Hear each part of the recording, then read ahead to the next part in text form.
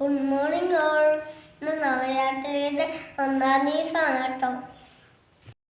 ഇനി ദേവിക്ക് നമ്മൾ 9 ദിവസം കാണും. ദേവിയുടെ പല ഭാവങ്ങൾ നമുക്ക് കാണാം. അതിൽ ഒന്നാം ഭാഗം ശൈലപുത്രിയാണ്. നമുക്ക് ആ പൂജകളൊന്ന് കണ്ടാലോ?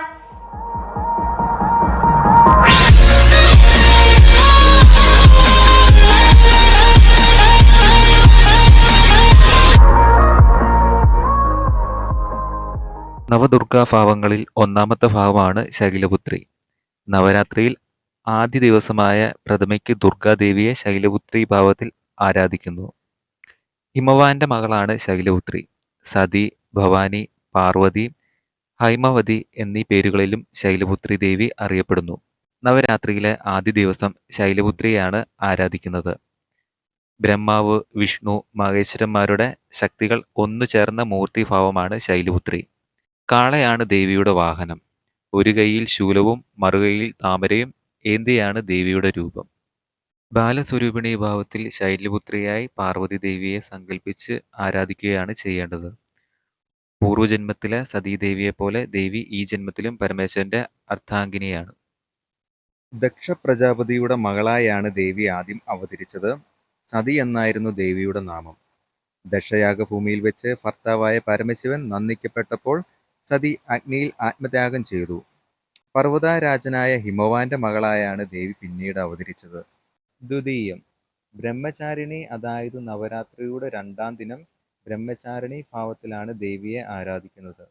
ഇച്ഛാശക്തി, ജ്ഞാനശക്തി, ക്രിയാശക്തി സ്വരൂപിണിയായ ദേവിയുടെ ശക്തിഭാവങ്ങളിൽ ബ്രഹ്മചാരിണി ഭാവത്തിലാണ് നവരാത്രിയുടെ 2ാം ദിനം ആരാധന. ശിവന്റെ പത്നിയായി തുടരുവാൻ നാരദമുനിയുടെ നിർദ്ദേശപ്രകാരം കഠിന തപസ് അനുഷ്ഠിച്ചതിനാൽ ദേവിക്ക് ബ്രഹ്മചാരിണി എന്ന നാമം ലഭിച്ചു. അതിന്റെ ഐതിഹ്യം ഇനി പറയുന്നു. പരമേശ്വരന്റെ പ്രീതിക്കായി കയ്യിൽ ജപമാലയും കമണ്ഡലവുമേന്തി തപസ് ചെയ്ത പാർവതി ദേവി ഒടുവിൽ ശിവപ്രീതിക്ക് അർഹയാവുകയും പാർവതിയുടെ പ്രേമം അദ്ദേഹം സ്വീകരിക്കുകയും ചെയ്തു. തന്നോടുള്ള ഭക്തിയിലും പ്രേമത്തിലും തൃപ്തനായ പരമശിവൻ ദേവിക്ക് ബ്രഹ്മചാരിണി എന്ന നാമം നൽകി. നവരാത്രിയിലെ 2ാം രാത്രി ബ്രഹ്മചാരിണിയുടെ ആരാധനയ്ക്കായി നീക്കിവെക്കപ്പെട്ടിരിക്കുന്നു. ബ്രഹ്മചാരിണി സ്വാധിഷ്ഠാന ചക്രത്തിന്റെ നാഥ കൂടിയാണ്.